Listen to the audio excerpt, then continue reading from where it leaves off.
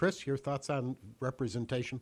Well, I really think it's a little bit of both, and I'm going to disagree with Hollis here. Yes, the job itself within the committees and with the meetings has everything to do with representing the entire county, and that is a very important part of the job. However, there's a difference between being a representative and offering representation. And I'll tell you, during the campaign season, I used to think, like Legislator Upson did, that these are voters and taxpayers, and they're a base, and that's what you do. You go and you vote, and you try to put forth your best ideas around the bench. But throughout the campaign season, I've met a lot of people in the 8th District, and I've helped a lot of people in the 8th District, and I've had that opportunity, and I'm very thankful for it. There was a woman on Ross Street who needed help with VA paperwork, so I went and printed it out, and I took it to her house. She filled it out, and I'm going to go over there tomorrow, and we're going to go over the forms. There's a gentleman on Summit Street who had rental issues with his landlord, so I offered to call the city. Not only should we be representing the entire county and being mindful of the needs of the entire county, but as a representative, and this goes from your party committeeman to your ward councilman, all the way on up to the President of the United States, you should be every day concerning yourself with the needs of individual people in the districts that you represent. And I intend to continue doing those things that I've done throughout my term as legislator. Our guests are Hollis Upson and Chris Charvella. They are candidates for the Genesee County Legislature District 8, and you're listening to the Candidates Forum on AM 1490 WBTA and or watching the videotape of this discussion on thebatavian.com. Next question will go to Howard Owens. Howard. Thank you, Dan. Turning to the construction of the new DePaul Center on East Main Street, judging by the comments we're seeing on the Batavian, a lot of people were unaware of what this project was and what was coming, and there's a good deal of concern about the impact that this will have on the community. Considering that, given that this is a $6 million project, is the $12,000 in lieu of taxes really sufficient to mitigate the impact of this? Hollis, we could start with you. Well, first of all, I'm not familiar with the dialogue on the Batavian about the DePaul Center, although I'm familiar with the project. I think in general it's going to be a good project for the city of Batavia. As you may have seen articles in the paper or know otherwise, most of the residents are already members of our community here.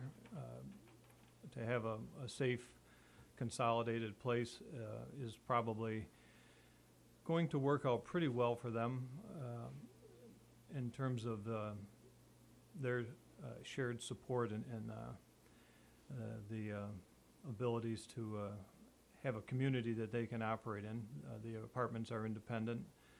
I believe that all of them have some needs, and there will be some supervision, and there are certainly it's I think an improvement to the East Main Street neighborhood as well.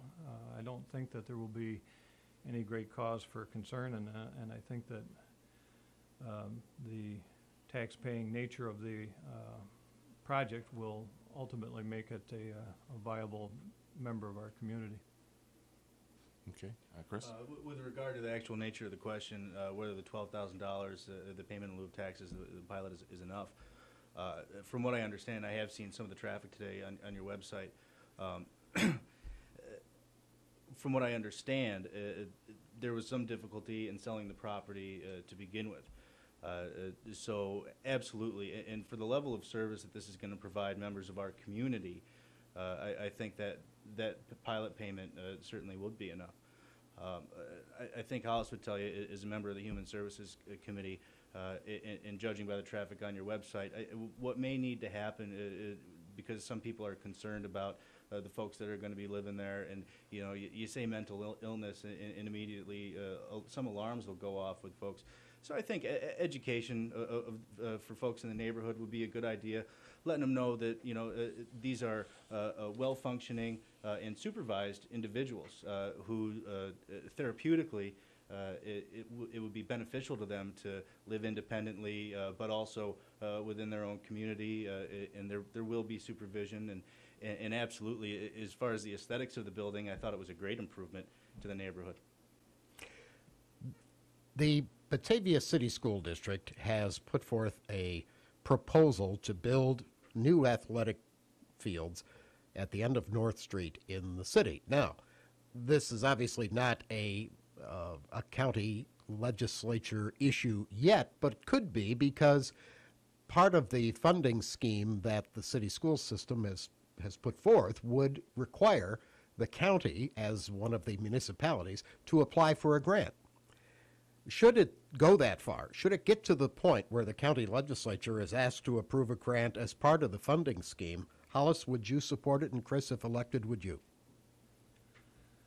Well, I'm guessing if it got to that point that they would have resolved all the issues concerning it, which are certainly many at this point. What form it comes to is a matter of speculation, I guess, at this point. If it's a grant that's for a park, if it's for athletic fields, or what nature thereof would certainly have to be looked at the time. But based on what you know of the project now, would you support it? I don't think the project has had its full evaluation yet. And I have seen arguments on both sides. I don't think that just supplying new fields without the consideration of the neighborhood and the rest of the people's desires is fair.